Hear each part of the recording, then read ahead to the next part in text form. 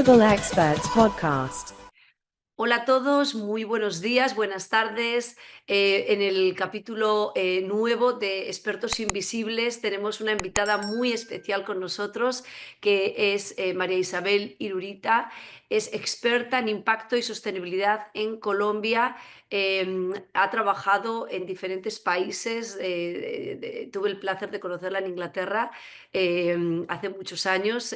María, si te acuerdas, estuvimos allí trabajando, bueno, estudiando en la universidad, pero también hacías proyectos de impacto, consultoría para empresas sociales, una trayectoria increíble. Así que, bueno, para mí es un placer tenerte hoy en este podcast, que nos expliques un poquito sobre tu experiencia y todo tu conocimiento en temas de impacto y sostenibilidad. Y bueno, quería empezar, María, con una pregunta más personal, ¿no? Que nos cuentes desde pequeña, ¿no? Desde que tú tienes uso de razón, desde que te acuerdas, ¿qué te llevó a trabajar en este ámbito?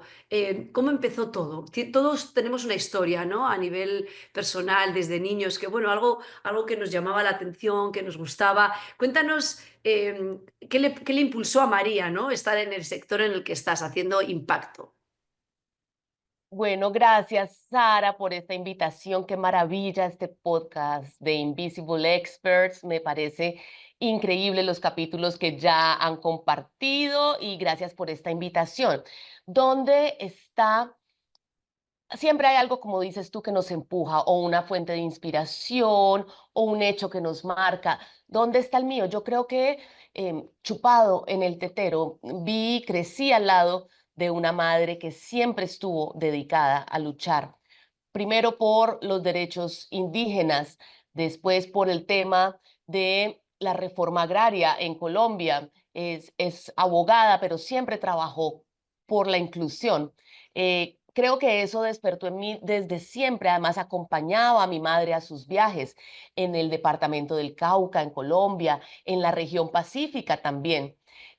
Crecer tan cerca de mi mamá me hizo siempre valorar, aspirar a eso de tratar de mejorar la vida de las personas. Ya después la vida te va llevando. Recuerdo un mal consejo: no puedes estudiar música si quieres cambiar el mundo, debes estudiar economía, me dijo un novio en el momento. Le creí. Me fui a estudiar economía, esa carrera como que no me llenaba, la completé con la antropología y la primera oportunidad laboral que yo tuve fue en este campo de las empresas sociales, indígenas, culturales también. Entonces, la vida nos va llevando.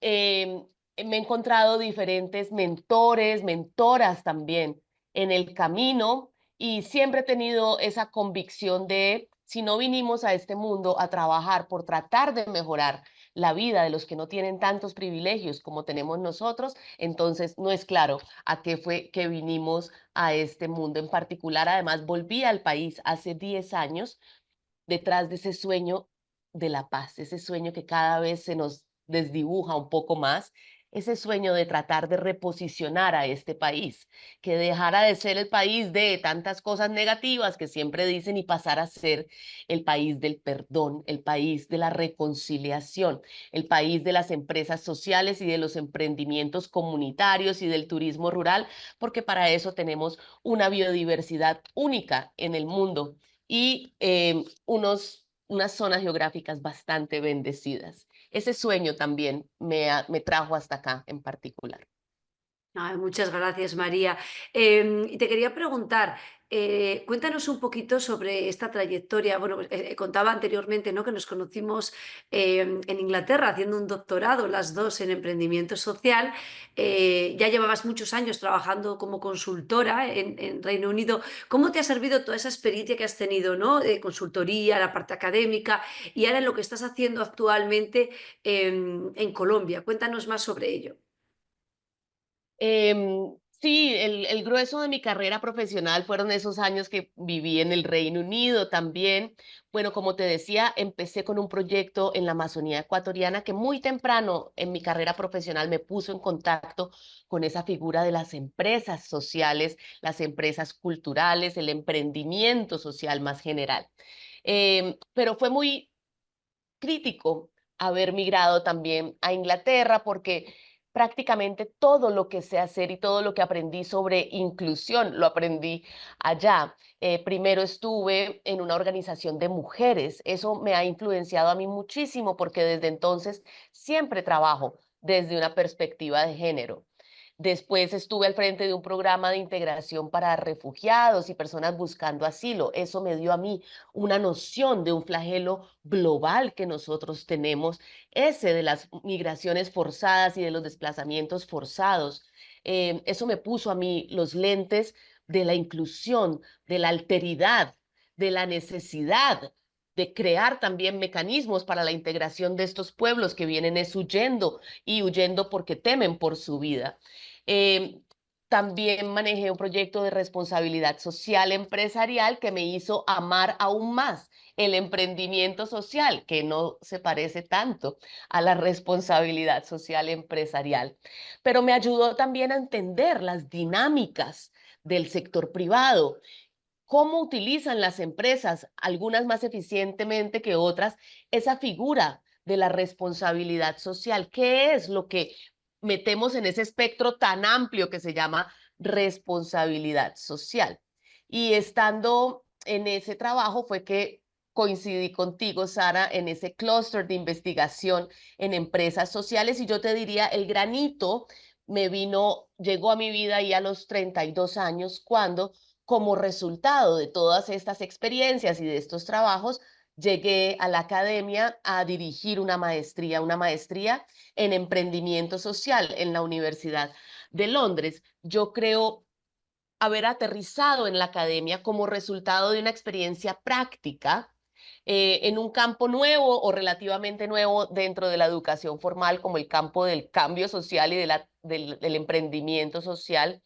Eso me dio muy buenas herramientas, el conocimiento y la experiencia que yo tenía real, práctica del mundo allá afuera, de organizaciones sociales, de base, de segundo piso, del sector privado. Eso fue lo que me ayudó a desarrollar una carrera como académica, pero muy sui generis, académica que viene desde la práctica. Y haber desarrollado y dirigido ese programa en Inglaterra pues me abrió el camino para regresar a Colombia a trabajar en la academia. En Colombia lanzamos en el año 2015 una maestría que todavía sigue atrayendo mucho talento, maestría en gerencia para la innovación social. Y construyendo sobre la experiencia de ese programa, lanzamos en el año 2020, probablemente el año más difícil posible, un centro especializado que se llama el Centro Yunus para la Innovación Social en la Universidad ICESI. Entonces yo siento como si cada uno de los pasos que fui dando, que en su momento se sentían tan inciertos, no sé a dónde me va a llevar, tan desconectados entre ellos, todos esos pasos me llevan a ser la persona que soy hoy y te confieso, Sara, creo que me voy a seguir dedicando a lo mismo, a enseñar estas temáticas de impacto social, de sostenibilidad, de emprendimiento, de innovación, a trabajar en proyectos aplicados y a apoyar organizaciones, emprendedores, iniciativas que necesitan esa guía para poder alcanzar su verdadero potencial. Mm, Bueno, y qué mayor impacto que ese, ¿no? El poder inspirar, apoyar, continuar, hacer un seguimiento a estas personas que quieren hacer un cambio social, ¿no? Entonces poder ver cómo esas personas empiezan igual con una idea y la hacen crecer, ¿no? Es como una planta y la llevan y hacen un impacto enorme en Colombia o cualquier otro lugar del mundo, pues es maravilloso. Yo creo que ver eso es, yo creo que es lo más reconfortante que puede ver uno cuando uno está en el mundo educativo, ¿no? Ese es un impacto grande, ¿no? Cuando decimos, bueno, el docente está por alguna razón, realmente. El docente tiene una labor muy importante que es el inspirar y apoyar a los estudiantes para que continúen su camino y en este caso en el tema, en el sector del impacto y la sostenibilidad creo que es un trabajo maravilloso. O sea que gracias por compartir todo esto que estás haciendo. Te quería preguntar también que nos cuentes un poquito más sobre Colombia, ya llevas 10 años allí desde que regresaste, ¿no? De Inglaterra. Así que bueno, ya eres experta, te considero ya experta del territorio, ¿no? Conoces muy bien cómo es el ecosistema de la sostenibilidad, de la innovación, del emprendimiento social en Colombia. ¿Qué nos contarías? ¿Qué es lo que, bueno, de aquí a 10 años, qué ha pasado? ¿Cómo ves el sector? ¿Cómo está el sector actual en Colombia? Bueno, yo te puedo dividir esa respuesta en dos. Uno, observaciones, hallazgos en carne propia de los últimos 10 años y hacia dónde creo que vamos en los siguientes 10 Genial. años. Eh, Como te decía, regresé a este país con la ilusión de poner de moda estos temas y de contribuir, y me encontré con una pared así adelante mío, que me hizo a veces pensar, ¿yo qué hice? Yo venía de un país donde este tema importa, a un país donde de este tema no se habla. Me encontré de frente con esa realidad de aquí. Nos toca es abrir campo, aquí toca es empezar a enamorar grupo por grupo, estudiante por estudiante, de un tema del que muy poco se ha oído hablar. Me ha sorprendido el ritmo tan lento al cual avanza el campo del emprendimiento social, de las empresas sociales. Son miles de estudiantes de pregrado los que ya pasaron por el frente mío, cientos de estudiantes de posgrado, y puedo contarte con estas manos, con estos dedos, y me sobran algunos, los estudiantes que se han ido a montar sus propias empresas sociales. A veces digo, no, qué fracaso, no he podido poner de moda las empresas sociales, ni los negocios sociales, ni en Cali, ni en ninguna de las ciudades donde trabajo y donde enseño. Pero yo creo que también es un tema de ritmo y de entender que Claro. como sociedad hemos estado concentrados en otras cosas, en otro tipo de fenómenos y de tendencias. No pierdo la esperanza de que se ponga tan de moda aquí en Colombia el comercio justo, como está en Perú, en Centroamérica, en Costa Rica, en Europa, en el Asia incluso. Eh, y para terminar esta visión un poquito triste de los últimos 10 años, me he sorprendido también, Sara, con la falta de empatía. Creo que Colombia como país tiene un déficit de empatía. Eso quedó muy evidente por allá en el año 2016, cuando la mitad de la población votante le dijo no a un proceso de paz.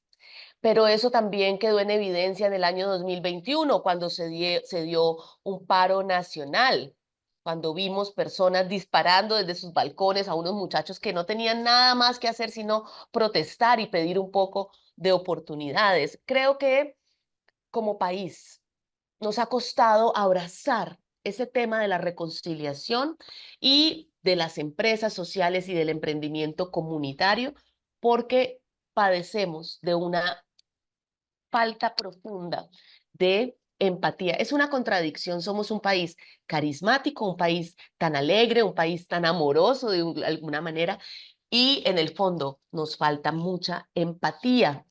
He visto personas montando empresas sociales que no llegan a su punto de sostenibilidad y tienen que cerrar porque no fueron ni los amigos a comprar de esas empresas sociales. Ahora, si tú me dices, ¿para dónde va Colombia con respecto a estos temas? Como ahí mencionaste la palabra ecosistema, cómo se está configurando el Ujú. ecosistema de la sostenibilidad o del impacto social en Colombia. Eh, Estoy viendo, Sara, por diferentes razones. A veces es porque son los empleados los que demandan, a veces son las nuevas generaciones recibiendo esas empresas de sus padres. Por diferentes razones estoy viendo cada vez más negocios cuestionándose a través de esas preguntas que solemos llamar en clases de sostenibilidad el círculo dorado, Ujú. cuestionándose precisamente el por qué hacen las cosas, por qué existen, por qué están en el mercado. Esa es una pregunta que nos lleva directamente a indagar sobre el propósito. Cada vez oigo a más personas, y sobre todo las nuevas generaciones, hablando de propósito. Veo también empresas preguntándose y cuestionándose cómo estamos haciendo las cosas. Ya no hablando de una orientación, un horizonte de propósito, sino de sus propios procesos. Procesos que los están escrutinando en este momento para precisamente poder elevar niveles de sostenibilidad. Veo también emprendedores y emprendedoras preguntándose por sus productos, por sus servicios. Entonces ahí, cuando tú te estás preguntando sobre mi propósito, cuando te estás preguntando sobre mis procesos y cuando te estás preguntando sobre mis productos, ¿qué ofrezco yo? ¿Cuál es el valor que ofrece esto que yo estoy vendiendo y por el que alguien está dispuesto a pagar? Ahí se está empezando a generar una reflexión profunda sobre sostenibilidad. Vemos hoy en día también el tema de los criterios de sostenibilidad siendo abrazados por diferentes empresas, empresas pequeñas, medianas, grandes. Cuando te hablo de criterios, ya no solamente estamos hablando de sostenibilidad financiera o temas ambientales también directamente, sino que estamos hablando de cuestiones, por ejemplo, como los derechos humanos en las empresas, los procesos de contratación, el impacto que tienen las empresas en la sociedad, el valor que se crea para los clientes, los consumidores. Vemos también en este momento está empezando a ganar relevancia y protagonismo el tema de la ética empresarial y el tema del buen gobierno corporativo. Entonces, sí, estamos empezando a recorrer un camino de pronto con un rezago de unos 20 años, porque estos son temas de los que ya se habla hace muchos años en otros contextos, pero yo creo que por lo menos nos estamos planteando las preguntas adecuadas y empezamos ya a juntarnos, a formar redes funcionales entre profesionales que trabajan en este tema. Hace muy poco, hace 2 semanas, me invitaron a mí una organización que trabaja aquí en Colombia en el tema de los derechos humanos en las empresas, se llama CREER, ha tenido el patronaje y la inspiración del Institute for Human Rights in Business, en Londres precisamente. Nos invitaron al lanzamiento de un libro que hablaba sobre transiciones justas y me quedé aterrada, Sara. Había 25 o más directores y directoras de sostenibilidad, algunos de ellos en empresas que no son conocidas por sus tendencias hacia la sostenibilidad, algunos de ellos de industrias todavía extractivas y explotativas, pero ahí estaban, ya por lo menos con cargos que antes no No existían. había.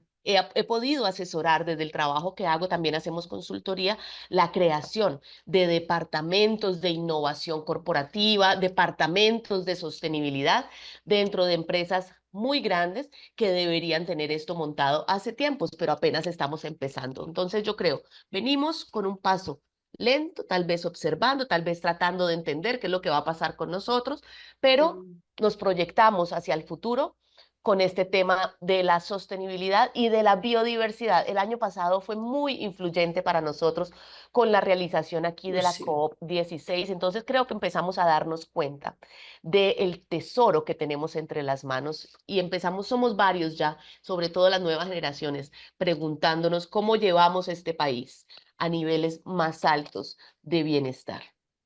Ay, muchísimas gracias. Eso te iba a preguntar además por ese evento que tuvisteis en verano, que fue muy importante y que yo creo que asistió mucha gente y un recap call para las personas. Yo estoy de acuerdo, yo por lo que he visto y también veo una situación quizás algo similar aquí en España, cuando he podido observar, por ejemplo, em, cuando hablas de emprendimiento social o la gente que emprende a nivel...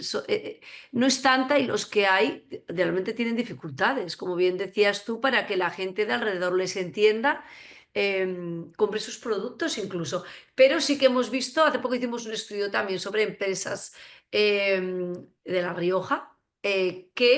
Cómo incluyen o cómo trabajan el tema de sostenibilidad dentro de sus empresas y hemos visto una evolución y un cambio y también un interés por aprender y por ver cómo aplican estos aspectos, cómo medir qué tan sostenibles son, cómo pueden mejorar áreas dentro de la sostenibilidad. Quizás a nivel más grande, como dices tú, algunas empresas ya están teniendo como departamentos, pero en la mayoría de los casos todavía no se sabe mucho. Eso sí, están buscando información, están buscando, como dices tú, asesoría, consultoría. O sea que veo un cambio interesante. Aún nos queda camino por hacer, pero sí que me gusta escuchar, bueno, pues que en Colombia se está transformando, ¿no? A esta mentalidad de las empresas, ¿sí? ¿no? y de la población, aunque va lento, pero ahí vamos. Yo creo que sí que va a cambiar poco a poco, aunque va a costar. Te iba a preguntar, con respecto a las tendencias en el ámbito de la sostenibilidad en Colombia, ¿qué áreas crees tú que van a trabajarse más? Me imagino que ahora el tema de la inteligencia artificial está ahí como, no sé cómo estará por Colombia y tal, se está aplicando dentro de las organizaciones, se está conectando con la sostenibilidad, la parte de la tecnología, la digitalización, en el contexto colombiano, ¿cómo está el tema? Pues mira, en Colombia tenemos una figura que la tienen muy pocos países. No es la panacea, pero es mejor que no tener nada y son 8 o 9 países los que tienen eso y te estoy hablando de una figura jurídica especial para compañías que pueden demostrar un impacto social y ambiental claro. Em, en Colombia, esa figura se llama la figura de las sociedades de beneficio e interés colectivo, que como te digo, no es una solución perfecta, pero es mejor que no tener nada. Ya son unas 3.000 empresas las que han buscado ese estatus de sociedad de beneficio e interés colectivo. Con el advenimiento de esa figura jurídica, de ese tipo de sociedad, y con el advenimiento también de esta importancia de reportar. Yo creo que esa es una de las principales tendencias también que debemos mencionar. Cada vez hay más actores, ni siquiera te digo empresas, actores, porque son empresas, pero también son organismos públicos, interesados en hacer sus reportes de sostenibilidad y de impacto.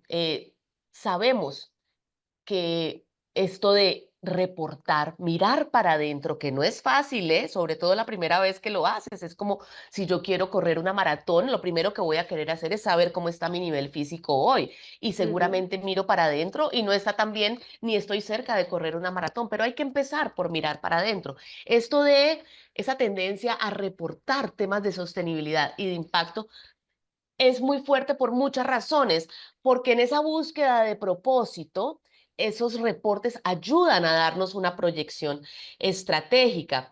También porque estamos ya expandiendo esos mandatos accionistas y estamos expandiendo esa noción de éxito empresarial para que no solamente sea medida a través del dinero, sino también a través de cuestiones sociales y ambientales.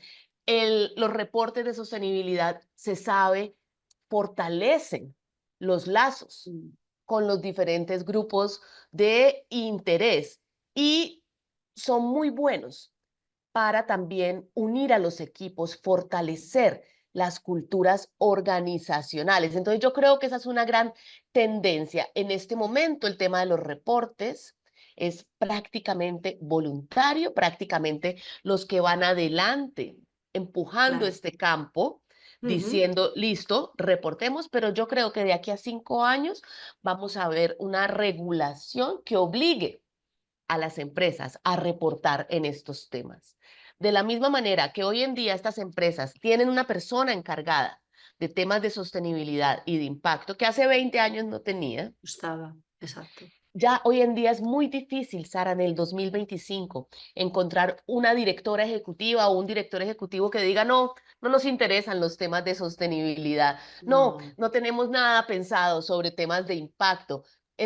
Son escasos las personas y como dice la coterránea tuya, Adela Cortina, las empresas serán sociales o no serán. Yo creo que hay una tendencia ahí en esa práctica que parece tan organizacional, tan esquemática de crear un reporte o tratar de seguir un mecanismo de reporte, pero ahí lo que vemos es una tendencia que nos ayuda a transformar, a ir transformando las mentes, los paradigmas, las culturas organizacionales. Con respecto al tema de la inteligencia artificial, o al tema de la digitalización o de las nuevas tecnologías, veo también que empiezan a florecer, abundar muchos cursos alrededor del planeta, de muchas naturalezas, algunos de ellos largos, formales, acreditados, otros de ellos gratuitos, informales, pero pienso que la tecnología nos ha permitido juntarnos, agruparnos, crear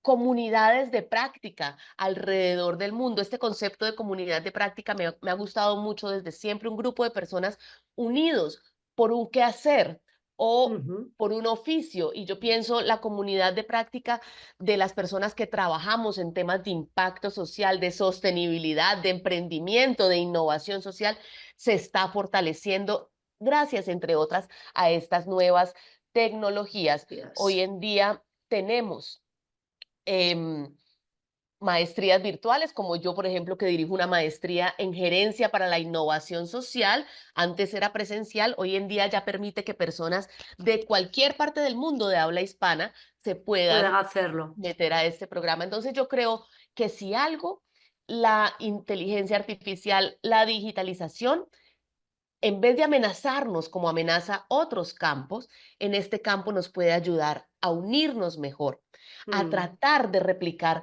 buenas prácticas, a en tratar otros de países. aprender de qué están haciendo en esas empresas donde sí se toman esto en serio y qué están haciendo otros colegas en otras partes del mundo. Por eso, Sara, admiro tanto el trabajo que hacen tú y Andrés con Minca, tratando de documentar soluciones que se han desarrollado alrededor del mundo, desde las comunidades, porque es mucho lo que tenemos para aprender. Y creo también una de las grandes lecciones que nos deja ese siglo XX es no podemos seguir tratando nuestro planeta como si fuera un recurso infinito y más bien tenemos Total. que pasar a unos sistemas y a unos paradigmas mucho más relacionales. ¿Qué tanto podemos nosotros aprender entre nosotros, crecer juntos y evolucionar juntos? Porque ya nos dimos cuenta que esa noción del Homo economicus, donde lo único que me importa a mí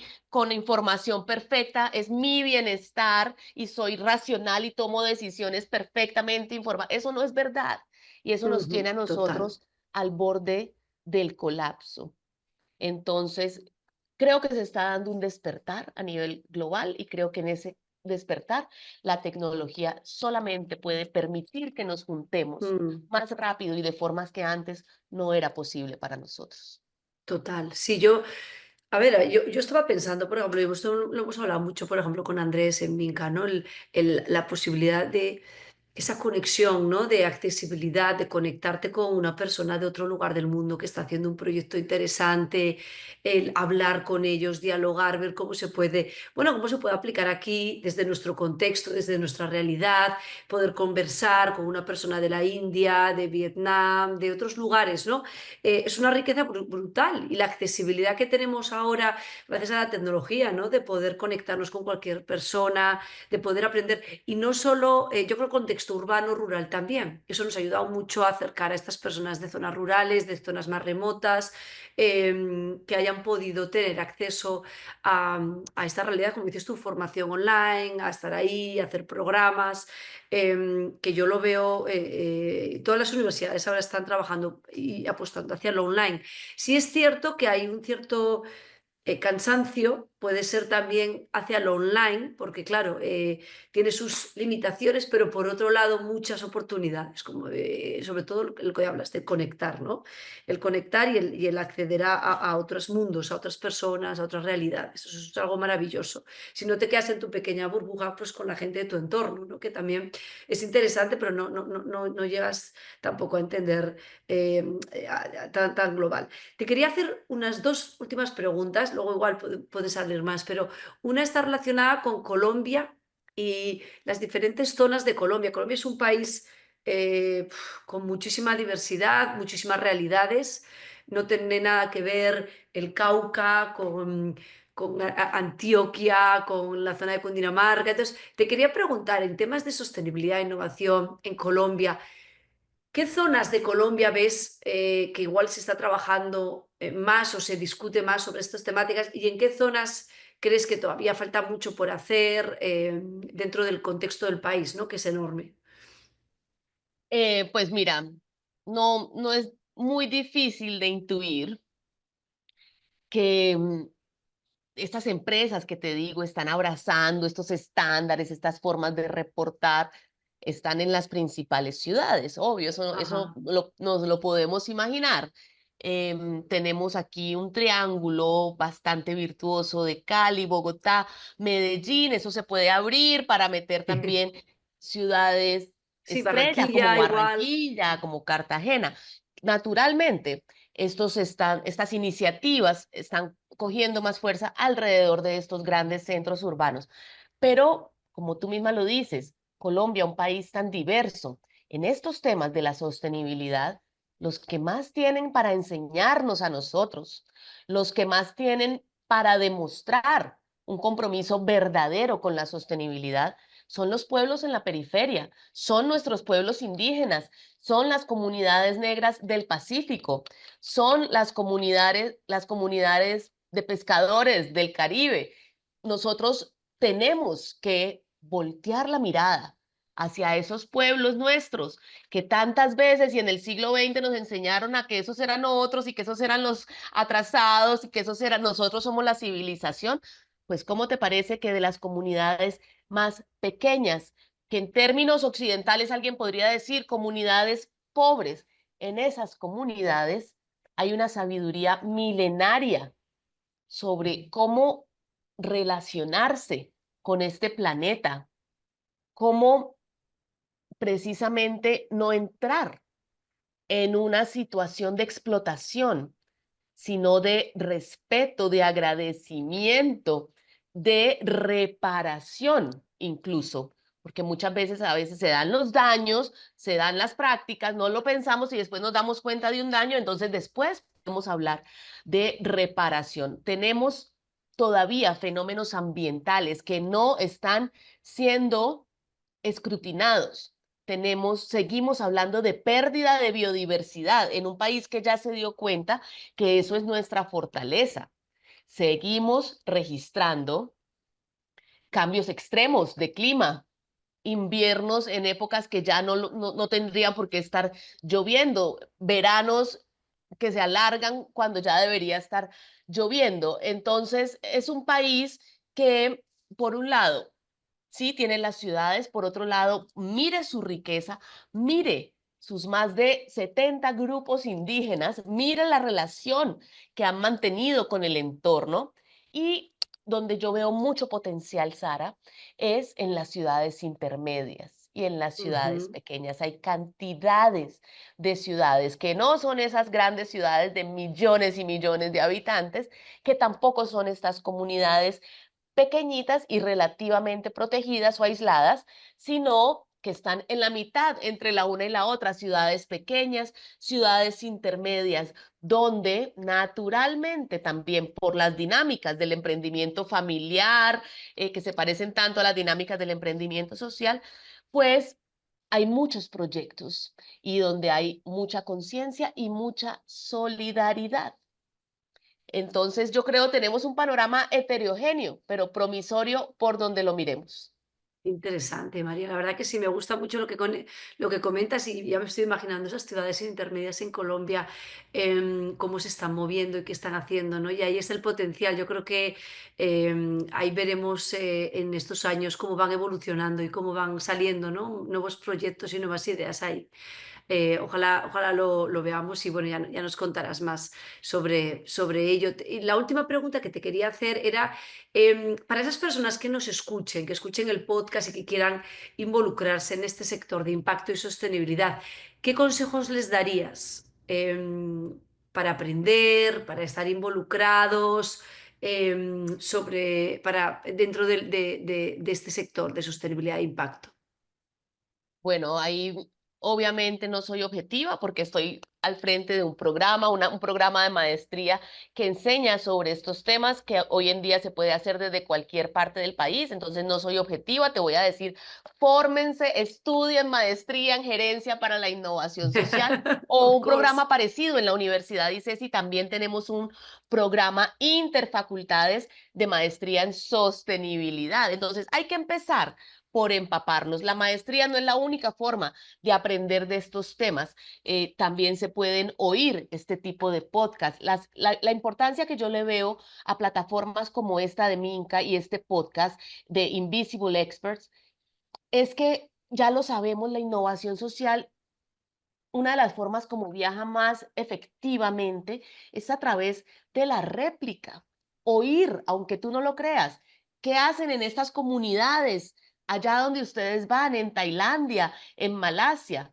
Puede que yo diga, ay, no, eso es otra realidad. No, las buenas ideas se pueden replicar. Uno no puede replicar Ujú. el contexto para que sean igual de exitosas de lo que fueron en Malasia, pero yo sí puedo sacar inspiración. Yo le pido a la gente, sobre todo a esa gente que todos los días va al trabajo, todos los días mira el reloj para ver a qué hora se puede devolver a la casa a tomar cerveza y a ver películas en Netflix. Yo sí le pido a esas personas, pregúntense por el propósito. Yo creo que ese concepto de propósito Súper es importante. fundamental. Eso es lo que nos ayuda a empezar la transformación en las empresas, pero eso también nos ayuda a reorientar nuestras vidas. ¿Qué estamos haciendo con nuestra profesión? Yo soy una convencida de que el cambio social, la innovación social se puede ejercer desde cualquier disciplina.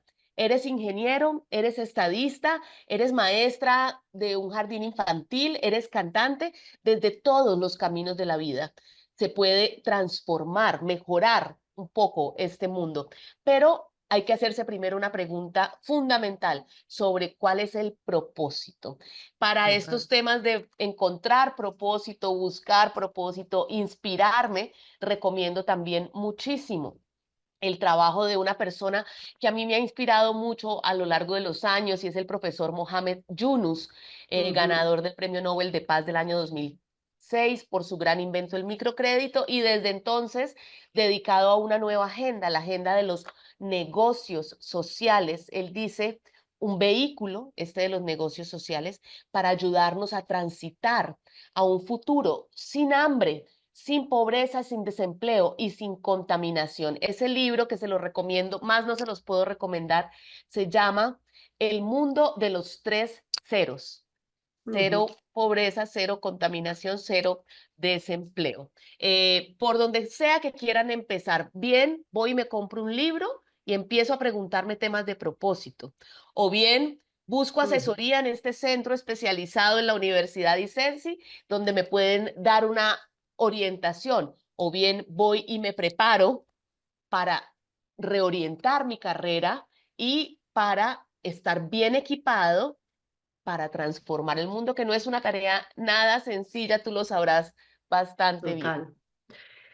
Estoy de acuerdo contigo, María. La verdad, muchas gracias por estas recomendaciones. Yo creo que es fundamental conectar la parte personal, el autosaber, el autoconocimiento de uno. Creo que es algo, yo cada vez lo recomiendo más. Yo estudié psicología y creo em, que cada vez más la gente está empezando a ser más consciente de la importancia de autoconocerse uno, hacia dónde quiero ir, cuál es mi propósito, qué quiero y cómo puedo conectarlo con mi vida laboral. Cómo conectar esas dos. Yo a veces digo, es que para mí no es separar, porque si tú haces algo que realmente crees y que te gusta, no es ni trabajo, lo estás haciendo y el tiempo te pasa rápido, porque es un placer hacerlo, ¿no? Lo estás disfrutando, tienes un propósito ahí. Entonces yo creo que es muy, muy interesante lo que nos comentas y el libro fundamental, el mundo de los tres ceros de Muhammad Yunus, la verdad que súper recomendado también, al igual que la formación. Siempre digo que hay que guardar un dinero al año para formación. Siempre. Yo creo que es una de las claves. Hay que continuamente formarse. Todos los años hacer algo, un cursito de algo, una formación para actualizarnos en algo que nos apetezca, que nos interese. Si te resuena el tema de innovación y sostenibilidad, adelante. Si te apetece aprender sobre inteligencia artificial, pero todos los años hay que formarse en algo. Yo creo que es muy El importante. mejor consejo posible lo has dado tú. Sí, sí, hay que De formarse. Yo reservar siempre, espacio, recursos, incluidos recursos económicos, sí, para formarte en para diferentes formarte. cosas. Yo siempre guardo un dinerito al año para formación. Lo tengo muy claro y desde hace años lo hago y me encanta, porque además luego digo, bueno, ¿cómo aplico esto para lo que estoy haciendo? Tal. Y cada año tienes un interés quizás o vas descubriendo, bueno, este año me interesa aprender o formarme en esto, pues voy haciendo y poco a poco vas aprendiendo más y vas conectando todo al final. Entonces, bueno, pues espero que de algunas personas que nos escuchen, alguna le interese y quiera formarse en esta temática tan importante que es la innovación y la sostenibilidad. Bueno, María, pues muchísimas gracias. Yo creo que eso era todo. No sé si quieres comentarnos algo más que no te he preguntado o que te surja, digas, pues me gustaría comentar algo adicional a lo que a las preguntas que te he hecho. Como ves, son preguntas que la idea era, pues eso, que nos cuentes sobre ti, sobre todo tu conocimiento que tienes en Colombia, pero no sé si me dejó algo que quieras tú contarnos adicional. No, ya a manera de despedida, Sara, reafirmar el agradecimiento con ustedes por crear este tipo de espacios, por visibilizar precisamente eh, diferentes personas de esta comunidad de prácticas, de activistas y practicantes de la sostenibilidad y del impacto social.